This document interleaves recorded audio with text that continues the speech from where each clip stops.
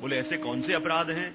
तो सबसे पहले तो कहा कि जब ठाकुर जी के स्वरूप में आपको या तो पाषाण का या कोई चित्र जी का भाव आवे, तब मानो ये भगवद अपराध।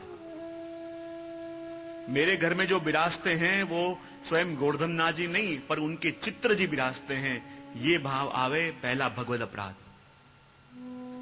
दूसरा अपराध बताया, ठाकुर जी के झारी जी के जल को, ठाकुर जी के स्नान के जल को यदि साधारण जल मानो, श्री यमुना जी के जल को साधारण जल मान के व्यवहार करो, वो दूसरा भगवद अपराध।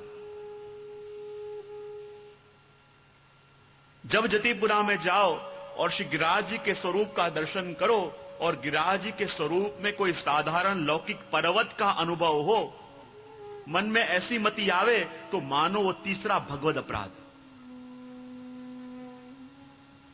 जब गुरु के पास जाओ और गुरु के अंदर भी यदि लौकिक भाव हो, तो मानो ये भी पांचवा भगवद अपराध। लौकिक मनुष्य वृत्ति आवे, लौकिक मनुष्य की दृष्टि से देखो, तो वो भी भगवद अपराध है। छठा कहा, उसी तरह जब कोई वैष्णव अपना परिचय दे कि मैं वैष्णव हूं, इतना परिचय देने के बाद भी पूछे आप कौन सी जाति के हो, आप कौन सी ज्ञाति के हो, तो मानो ये भी वैष्णवत्व का अपराध। जब उसने परिचय दे दिया कि मैं वैष्णव हूं और फिर उसकी ज्ञाति पूछ के उसको लौकिक का स्मरण कराना, यह वैष्णव का अपराध है। और इतने अपराधों से जो बचे, इतने अपराधों से बचने के लिए वो अलौकिक दृष्टि आवे, तो वास्तव में अपन इस भक्ति मार्ग पे चल सकते हैं। नहीं आता? जब गोसाई जी के पास दो वैष्णव ब्रह्म संबंध लेने आए, पूछा कि हम क्या करें? गोसाई जी ने कहा, देखो अभी उतावल मत करो, जहां हमारी वैष्णव सृष्टि रहती है, ऐसे गांव हैं, तुम उन गांव में जरा घूम के आओ, थोड़े दिन रह के आओ। और दोनों वैष्णव श्री गोसाई जी के सेवक जिस गांव में रहते थे, दोनों उस गांव में थोड़े दिन रहे, वापस आए। पहले वैष्णव से पूछा, तूने क्या देखा? बोले क्या बताऊं, कैसी कृपा आपने वैष्णव पे करी है। उनके घर में तो स्वयं नंद नंदन विराजते हैं, और जो सुख का अनुभव आपके वैष्णव कर रहे हैं, जो लाड़ अपने प्रभु को लड़ा रहे हैं। और देखो तो सही, ठाकुर जी भी उनकी भावना से छोटी सी कुटिया में विराज के उनके मनोरथ कैसे सुंदर पूरे कर रहे हैं। आपकी सृष्टि में सर्वत्र घूमा, रस ही रस बरस रहा है। आपके सेवक परम आनंद का अनुभव कर रहे हैं। दूसरा वैष्णव भी उसी गांव में जाके आया, उससे पूछा, तूने क्या देखा? बोले क्या बताऊं, जगह जगह सेवा तो हो रही है, लेकिन फिर भी स्वभाव नहीं बदले।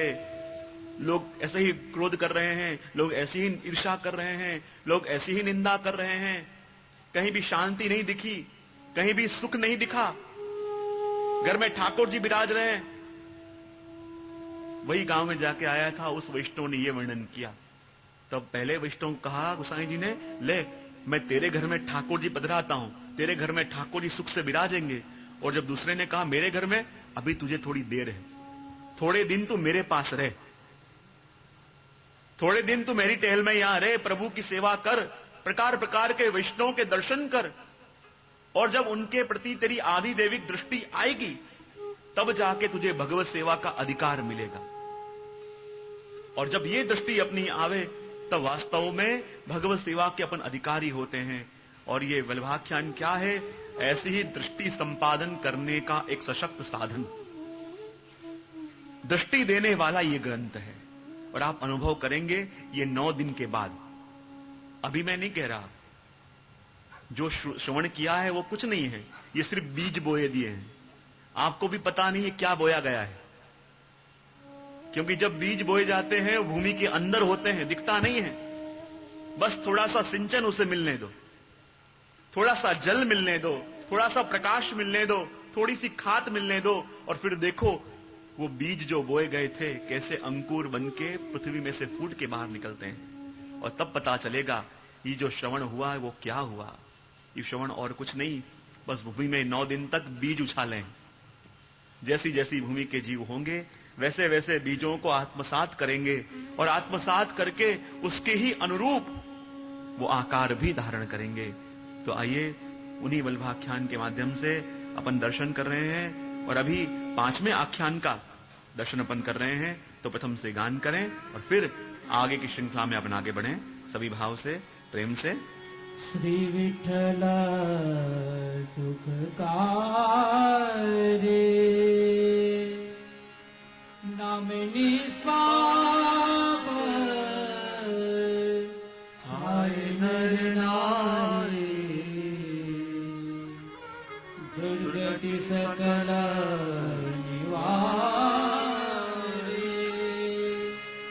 प्रगट्यसि व्रज प्रति रास विहारे मायक मत जने खंडो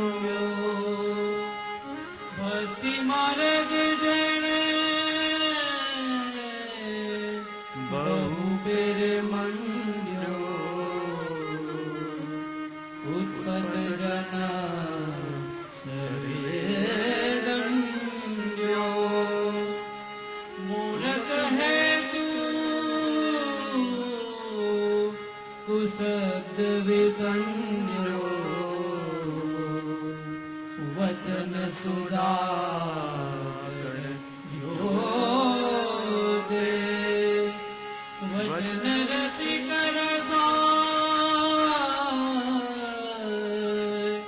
रास उद्योगे नव जलदना भगवते भक्ति सुधारका किरा प्रभु होते भक्ति पक्ष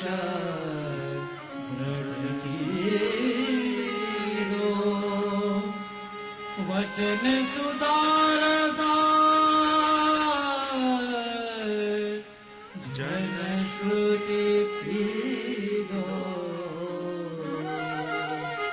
अर्थ सकला तिने दीदो ते लीला माए तारी लीदो भक्त पक्ष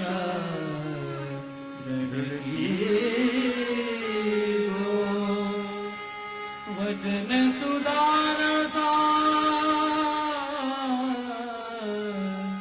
जन श्रुति पीदो अर्थ सकल तीनों सीधो ते लीला